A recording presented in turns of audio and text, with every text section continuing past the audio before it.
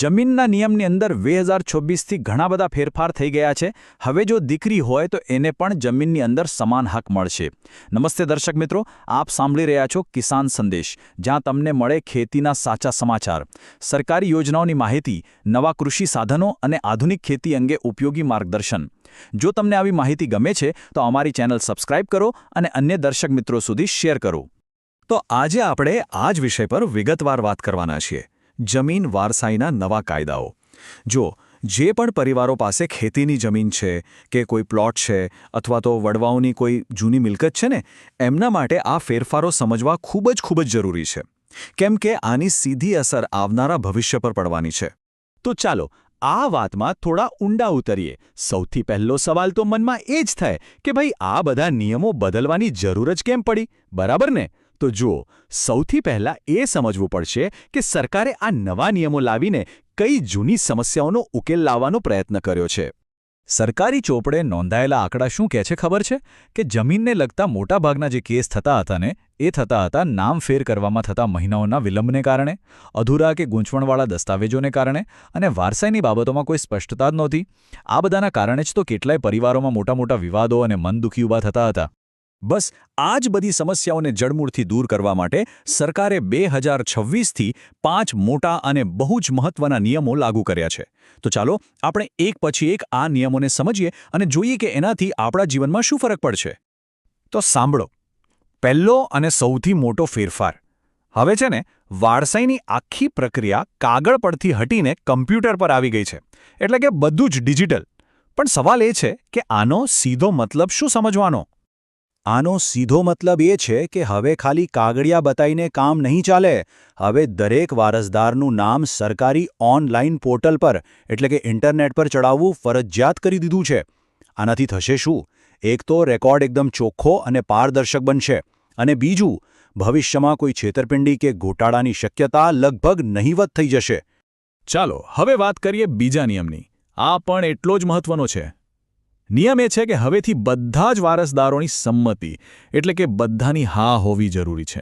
એટલે કે જો મિલકતના ભાગ પાડવાના હોય કે પછી એને વેચવી હોય, તો જેટલા પણ કાયદેસરના વારસદારો હોય ને, એ બધાએ લેખિતમાં એટલે કે લખીને પોતાની મંજૂરી આપવી પડશે. આનાથી ફાયદો એ થશે કે કોઈ એક ભાઈ કે કોઈ એક વ્યક્તિ પોતાની મરજીથી કોઈ નિર્ણય નહીં લઈ શકે. બધાનો હક સચવાશે. અને હવે આવે છે ત્રીજો ફેરફાર, જે સાચા અર્થમાં એક મોટો ઐતિહાસિક બદલાવ છે. આ એવો નિયમ છે જે દીકરા અને દીકરીને એક જ હરોળમાં લાવીને ઊભા રાખે છે. 2026થી કાયદા મુજબ દીકરા અને દીકરી બંનેને વારસાઈમાં સરખો એક સમાન હક મળશે. અને સાંભળજો, આમાં પરણાવેલી દીકરીઓનો પણ સમાવેશ થાય છે. એ પણ હવે પિતાની મિલકતમાં પૂરેપૂરી હકદાર ગણાશે. આ ખરેખર બહુ મોટો અને સારો સુધારો છે, અને આશા છે કે આનાથી પરિવારોમાં થતા ઝઘડામાં પણ ઘણો ઘટાડો થશે. જો તમને અત્યાર સુધીની માહિતી ઉપયોગી લાગી હોય તો હવે જ કમેન્ટ કે મેસેજમાં લખો, જય જવાન જય કિસાન. તમારો આ પ્રતિસાદ અમને વધુ ઉપયોગી ઓડિયો બનાવવા માટે પ્રેરણા આપે છે. ધન્યવાદ. તમારા ફોનમાંથી જય જવાન જય કિસાન લખીને અમને વોટ્સએપ કરો. નંબર છે 9924562194. ચાલો હવે આપણે ચોથા નિયમ પર આગળ વધીએ. અહીં એક મોટો સવાલ ઊભો થાય કે માની લો જો મિલકતના માલિકે કોઈ વસિયતનામું, જેને આપણે વિલ કહીએ છીએ, એ બનાવ્યું જ ન હોય તો શું થશે? તો જુઓ, આવા કિસ્સાઓ માટે પણ હવે બહુ સારી વ્યવસ્થા થઈ ગઈ છે. જો કોઈ વિલ ન હોય તો હવે એક ઓટોમેટિક ડિજિટલ સિસ્ટમ એટલે કે કોમ્પ્યુટર જ સરકારના વારસાના કાયદા પ્રમાણે જમીનની વહેંચણી કરી દેશે. આનાથી સૌથી મોટો ફાયદો એ થશે કે કોર્ટ કચેરીના ધક્કા ખાવામાંથી છુટકારો મળશે. અને હવે છેલ્લું એટલે કે પાંચમો ફેરફાર. આ ફેરફાર નામફેરની પ્રક્રિયામાં સમયનું પાલન કરાવવા માટે છે. એકદમ કડક સમય મર્યાદા નક્કી કરવામાં આવી છે. એટલે કે મિલકતના માલિકના મૃત્યુ પછી સરકારે નક્કી કરેલા સમયમાં જ વારસાઈની નોંધ, જેને આપણે મ્યુટેશન એન્ટ્રી કહીએ છીએ, એ કરાવવી હવે ફરજિયાત છે. જો આ કામમાં તમે મોડું કર્યું તો સમજી લો કે દંડ પણ ભરવો પડશે અને કારણ વગરની દોડધામ પણ વધશે. સારું, તો આપણે આ 5 નવા નિયમો વિશે વાત કરી.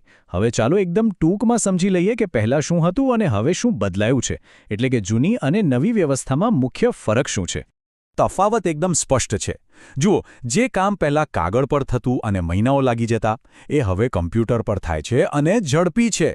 દીકરીઓના હકની જે વાત પહેલાં સ્પષ્ટ નહોતી, એ હવે એકદમ ચોખ્ખી અને દીકરા બરાબર છે.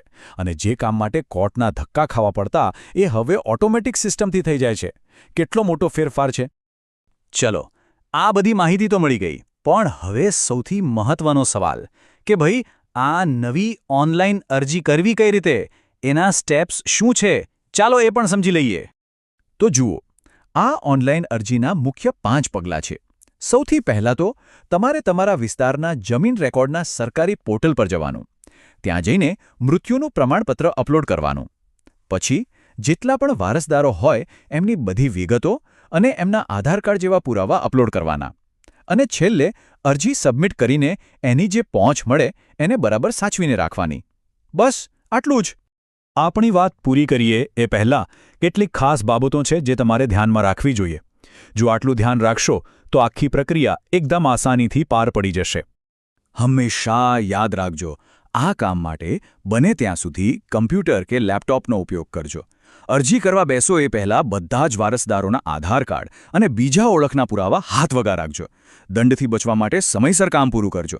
અને હા, એક બહુ અગત્યની વાત, જો મિલકત મોટી હોય, જેમ કે 2-3 વીઘાથી વધારે, તો કોઈ સારા વકીલ કે કાનૂની સલાહકારની મદદ લેવામાં જરાય સંકોચ ન કરતા.